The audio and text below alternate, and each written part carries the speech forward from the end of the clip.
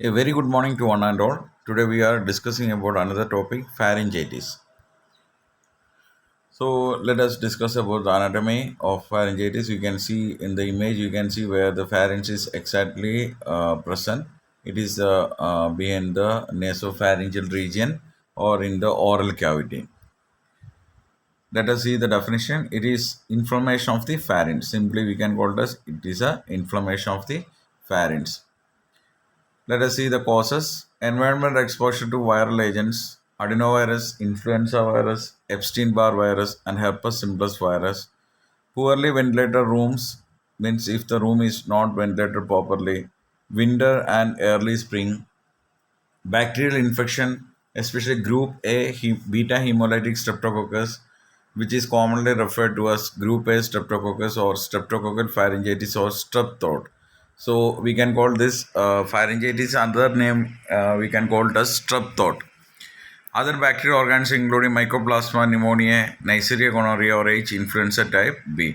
So from this etiology we can understand that most of the causes for pharyngitis is belongs to bacteria or virus. Okay, only few are due to environmental exposure or poorly ventilated room. If the room is not properly ventilated, or in winter and early spring, these are some other causes. Except this, all causes will belongs to bacterial or viral infection. Let us see the types. There are mainly two types is there: acute pharyngitis and chronic pharyngitis. We will discuss one by one. So let us see acute pharyngitis. So in the definition is acute pharyngitis, otherwise we can call it as sore throat. Definition is it is a sudden painful inflammation of the pharynx, the back portion of the throat that includes the posterior third of the tongue, soft palate, and tonsils. The same definition you can use in definition for pharyngitis also. Okay, this will be similar. In simple, we can call it as inflammation of the pharynx, and it is characterized by it including, so not characterizing, it including back portion of the throat, that includes posterior third of the tongue. Posterior third means the behind part of the tongue. Soft palate also you can feel inside your mouth, and tonsils. Okay, tonsils already we discussed. So this is a definition for pharyngitis also. Okay, it is an inflammation of the pharynx, the back portion of the throat. That means the exact location of the pharynx, back portion of the throat, including posterior third of the tongue, soft palate, and tonsils. All of you understood? Let us see the pathophysiology. This will be common for acute and chronic. Group A, beta hemolytic streptococcus. The most common causative organism for pharyngitis is group A, beta hemolytic streptococcus. The remaining organism is also affecting pharyngitis, but we are discussing about this one. Or due to the etiological factors, antigen and antibody reaction will be occurring in the body, that is called inflammatory process. This can lead to pharyngeal swelling, fever, and enlarged lymph nodes. So due to the antigen antibody reaction, an inflammation will be occurring in the body. So as a part of inflammation, what all things can occur? Swelling, fever, and enlarged lymph nodes. So this is the pathophysiology for pharyngitis. Then we will see the clinical features. The clinical features also common for both acute and chronic.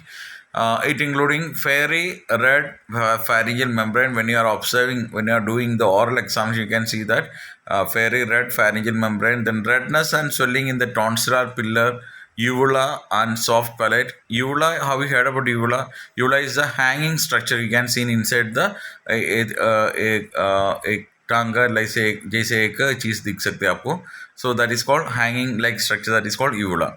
Then swollen lymph node. Lymph node will be when you are palpating over the outer portion of the neck, you can feel swollen lymph node. Then enlarged and tender cervical lymph node. Fever higher than 101 degree Fahrenheit. Malaise, headache, myalgia means muscle pain, and painful sore throat. Then occasional patient with gas pharyngitis exhibit vomiting, anorexia, and scarlet fever, and bad breath. So these are the common signs and symptoms you can see in that. So occasionally patient with gas pharyngitis means it is nothing. Streptococcus a hemolytic streptococcus pharyngitis, that is called gas pharyngitis. Then you can see in the pathophysiology this group A beta hemolytic streptococcus, that is called gas. Group A hemolytic streptococcus pharyngitis is called gas pharyngitis. So this all about the clinical features. You can see the red pharyngeal membrane, then swelling over the tonsillar pillar, uvula also getting swelling, and soft palate also swollen. So, lymph node also you can feel swollen lymph node, cervical lymph node also enlarged. Okay, so this all about the signs and symptoms. Next is a diagnose, how we can diagnose the condition. First of all, history collection. Collect the proper history about the person, because pharyngitis is a complication of tonsillitis. So if it is tonsillitis is not treating properly, then can lead to pharyngitis. So we have to collect a proper history about any previous medical condition, any bacterial infection, any recent exposure to any allergens. Then physical examination, mainly the cervical lymph node we have to examine. Then oral examination should be done properly, whether the uvula, soft palate, or a tonsil is inflamed, or red color is there. Then culture and sensitivity test to be done. It will help to identify the bacteria or the microorganism behind this infection. Then blood investigation should be done to identify the severity or intensity of the infection. Then another test is a rapid streptococcal antigen test, RSAT. So it's a card test. So that test will help to identify whether streptococcal infection is there or not. Next is a treatment. Viral pharyngitis is treated with supportive measures, because antibiotics have no effect on casual organisms. So viral diseases or infections, normally it will be subside or it will be treated by own body. There is no effect on antibiotics. Then penicillin V potassium given for 5 days in the regimen of choice for bacterial pharyngitis. For treating bacterial pharyngitis, we can give penicillin V with potassium. Then patient with resistant to penicillin or erythromycin, cephalosporin 5 to 10 day course, and macrolides, that means azithromycin, for 3 days may be used. So is combined therapy we can provide with if the person is resistant to penicillin and erythromycin, then we have to give cephalosporin and azithromycin. Then analgesics include aspirin or acetaminophen for 4 to 6 hours, because the person strep throat means they are having painful or a sore throat will be there. Too much pain will be there, especially for swallowing or taking respiration. So analgesic should be given. Then salt water gargling to be done for soothing the throat. Then severe cases, gargles with benzocaine may relieve symptoms. So these are the non-pharmacological management: salt water gargling and benzocaine gargling, along with then proper oral hygiene should be followed. It will help to reduce this kind of infections. Next, nutritional therapy, including a liquid or soft diet, is preferable for the person who is suffering pharyngitis. Then, cool beverages, warm liquids, and flavored frozen desserts such as popsicles are often soothing. Some cooled beverages, okay, that we can give, not too much cold. Then, warm liquid also helpful. Then, flavored frozen desserts like ice creams or something. Then, occasionally the throat is so sore that liquids cannot be taken in adequate amounts by mouth. Sometimes because of the pain or sore throat, the person can't able to take proper liquid. In severe situation, intravenous fluid may be needed. In that kind of situations, there is a chance of dehydration. So in order to prevent the dehydration, we have to start intravenous fluid. Otherwise, the patient is encouraged to drink as much as fluid as possible. If they are not having that much pain, then we have to encourage them to take more fluid, that is 2 to 3 liter per day. Then next is about the chronic pharyngitis. So chronic pharyngitis is a persistent inflammation of the pharynx characterized by multiple white elongated keratinized epithelial outgrowths project from the surface of the tonsils, base of tongue, or posterior pharyngeal wall. This is a characteristic of chronic pharyngitis. So it is a inflammation of the pharynx, that is a persistent inflammation, continuous inflammation. If it is not settled down, if the acute pharyngitis is not settled down, that we can call it as a persistent or continuous inflammation of the pharynx. The characteristic of, or how we can identify, means multiple, more than two, multiple white elongated keratinized epithelial outgrowth. You can see that multiple characterized protein covered growth, outgrowth, epithelial outgrowth, or in over the skin you can see the patches project from surface of the tonsils. Especially you can see it is projecting from the surface of the tonsils, base of tongue, or posterior pharyngeal wall. So that is a main characteristic of chronic pharyngitis. Let us see the incidence. It is common in adults who work in dusty surroundings, who use their voice to excess, suffer from chronic cough, habitually use alcohol and tobacco. So it is a chronic condition. So persistent, continuous irritation or inflammation of the pharynx. So this is mainly occurring if you are working in a dusty surrounding. If your occupation is in a dusty surrounding, if you are working in a dusty surroundings, you are always exposed with this. So continuous exposure will be there. Then who use their voice to excess, if you especially singers, okay, or those are cheer peoples and all, there is, or those are doing commentaries, okay, or radio jockey, they are continuously using their throat, okay, excess sound they are producing. Then suffer from chronic cough. If you are having chronic cough, then habitual use alcohol and tobacco. If continuous use of alcohol and tobacco, this can lead to chronic pharyngitis. We can see the type of chronic pharyngitis. Hypertrophic, first one, hypertrophic, characterized by general thickening and congestion of the pharyngeal mucous membrane. So hypertrophic means there is a general thickening and congestion of pharyngeal mucous membrane. So general thickness will be there, local thickness will be there, and of the pharyngeal mucous membrane. Then atrophic, probably at late stage of the first type, the membrane is thin, whitish, glistening, and at times wrinkled. So when you are doing the oral examination, you can see that the membrane become thin, okay, very thin, and it become white color instead of red. It become white color, glistening. Some glittering effect will be there, and wrinkled. Then chronic granular, characterized by numerous swollen lymph follicles on the pharyngeal wall. So in chronic granular, you can see in that numerous swollen lymph follicles. So many small swelling lymph follicles you can see over the pharyngeal wall. Then signs and symptoms for chronic pharyngitis are constant sense of irritation or fullness in the throat. Something is obstructed, means it is from long back, something is obstructed, like that they will feel. Mucus that collect in the throat and can be expelled by coughing and difficulty swallowing. They can't able to difficult in swallow. They can't able to swallow, and they can't. They are experiencing difficulty in coughing. So this is a sign. Then a sore throat that is worse with swallowing in the absence of pharyngitis suggests the possibility of thyroiditis. So if they are not having, if the sore throat is worsening while swallowing, and if pharyngitis is not there, then there is a chance of thyroiditis. Then the management for chronic pharyngitis are based on relieving symptoms. Okay, mainly we are doing the treatment according to relieving symptoms, avoiding exposure to irritants, then correct upper respiratory, pulmonary, gastrointestinal, or cardiac condition that might be responsible for a chronic cough.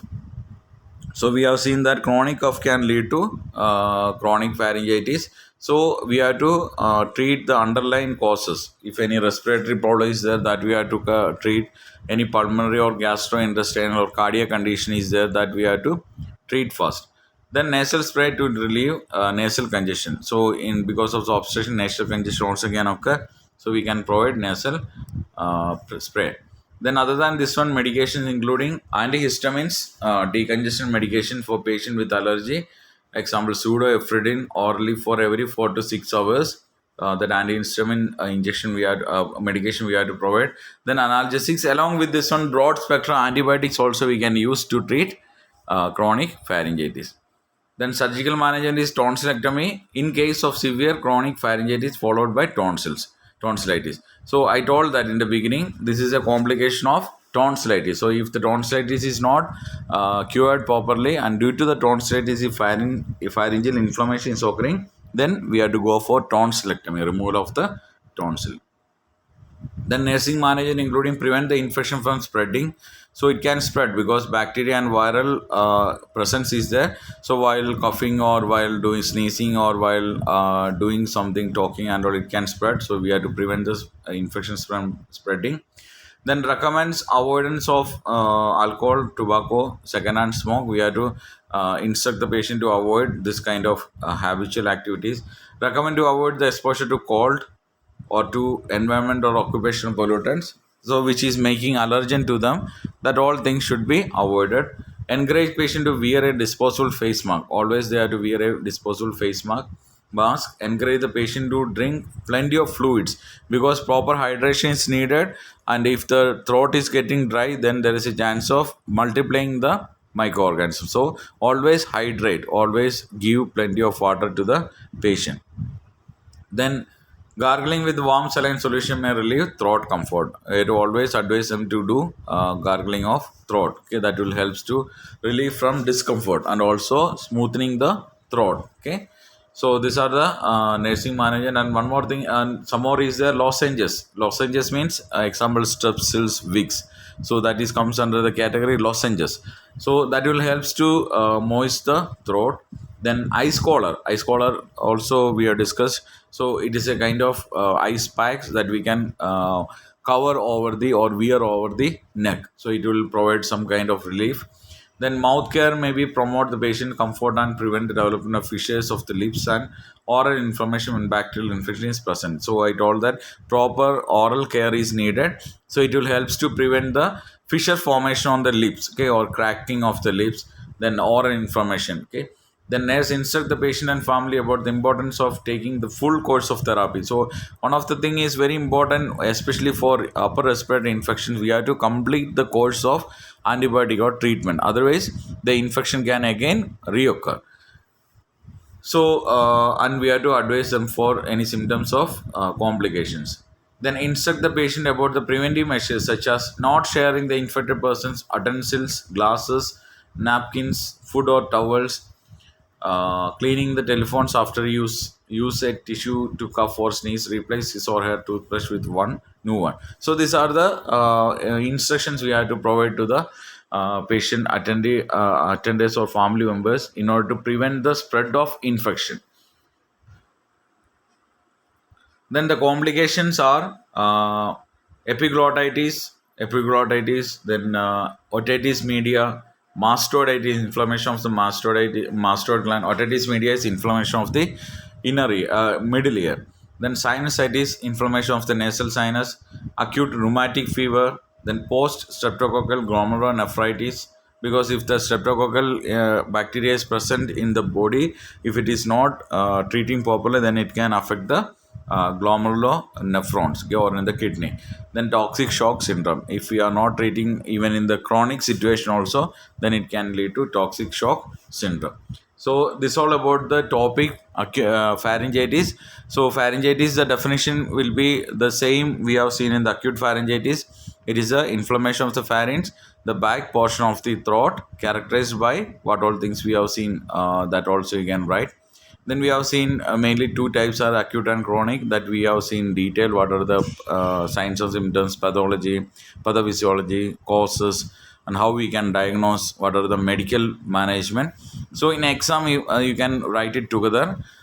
So this all about the topic. I hope all of you clear about the topic. If you have any doubt, you can feel to ask me.